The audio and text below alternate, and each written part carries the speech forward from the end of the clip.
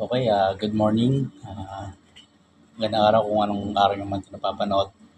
Kahapon ay napanood ko yung pagsasampa ng kaso ni dating Senador Antonio Trillanes ng kasong plunder sa graft case versus dating Pangulong Rodrigo Duterte, Senator Bongo at ang iba pa o et al. So, dito sinabi ni Senator Trillanes, dating Senator Trillanes na nakinabang na yung pamilya ni Go, ni Senator Bongo sa mga proyekto na panggobyerno. At ang kanyang kumpanya daw ng kanilang pamilya, yung kapatid saka yung ama o tatay ni Senator Bongo ay nakinabang dito. At si dating Pangulong Rodrigo Duterte nakinabang din dito. Di umano, ayon sa claim ni akusasyon ni dating Senator Antonio Trillanes.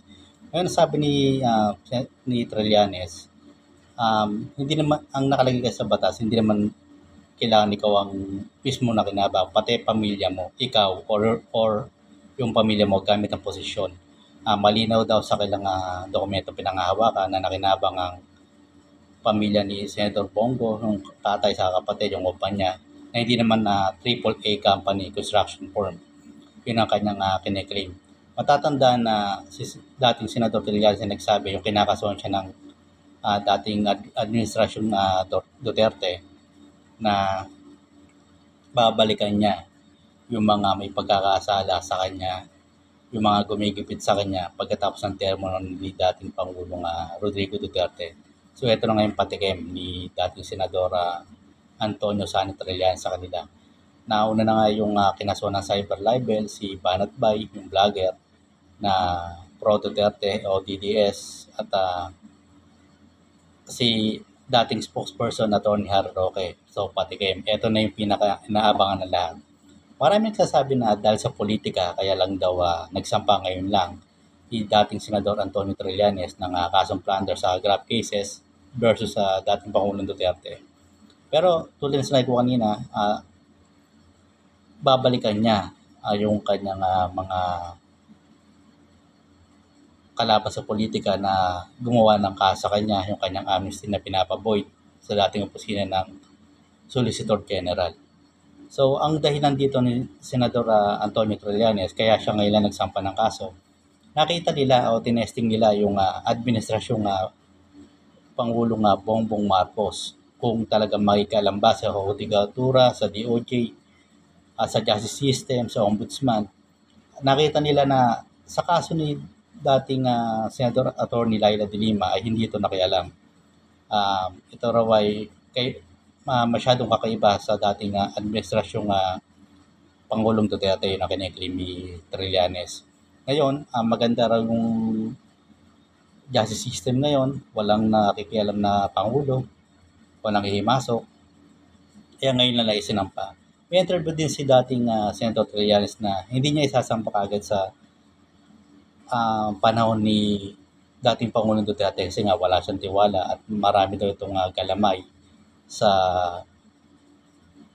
iba't ibang ahensya ng gobyerno, sa Office of the Solicitor General, matalik niyang kaibigan si dating Solicitor General Jose Calida, at sa DOJ, pinaniniwalaan din ni Trillanes na hawak ito ni pami-impluwensya si dating Pangulong Duterte. Kaya ngayon lang siya nagsampa ng dahilan niya.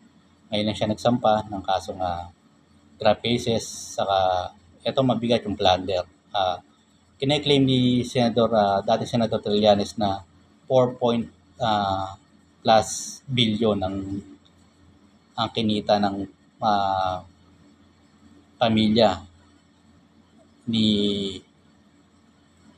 Senadora Bongo saka ni dating Pangulong Trillanes, saka yun nga sila magkakasama daw doon. Meron daw conspiracy dito at gamit ang posisyon ni Nonay Mayor pa si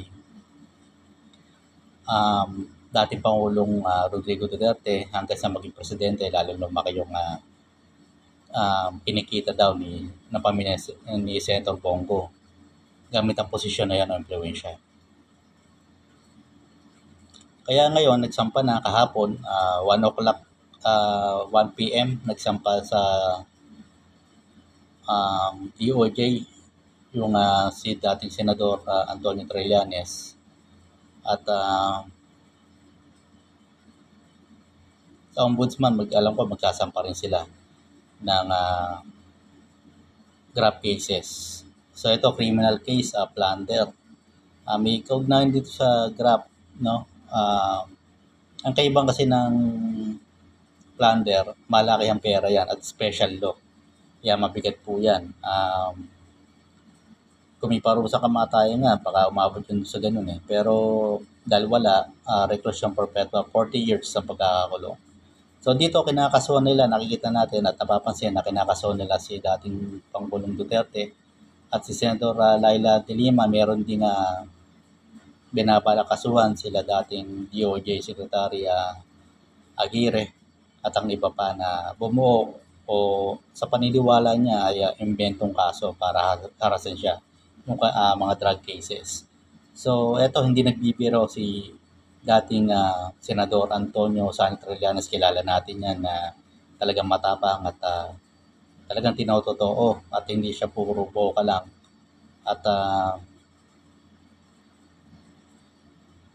talagang tinotoo niya yung kanyang ikakaso.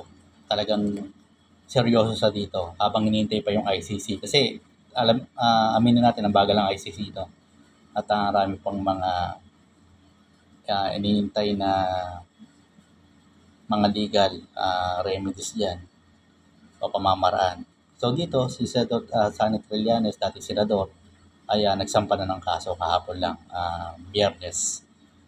In-interview siya ng rapper at ang sabi ni Senator Bongo ay timely gawa ng magpatakbo na sa election si Senator Trillanes. Yun daw dahilan kaya siya nagsampa ng kaso. Pero ang sabi ni dating Senador Trillanes, maganda niya system ngayon at hindi na magagamit na depensa yan sa korte na dahil nagsampa ng kaso si Senator Trillanes, niya ay dahil sa politika. Tingnan yung kumilaman yung kanilang sinasampang kaso, mga ebidensya. At makikita dito yung sustansya ng kaso na sinasampa nila. Kung talagang pampolitika lang ba o pangharas o talagang totoong kaso. Makikita naman sa ebidensya po yan. Ito, unang bugso pa lang, no? Talagang malaking kaso to na isinampa ni dating Senador Antonio Trillanes. Dating Senador Antonio Trillanes ay PMAyer at talaga namang dating sundalo sa Navy.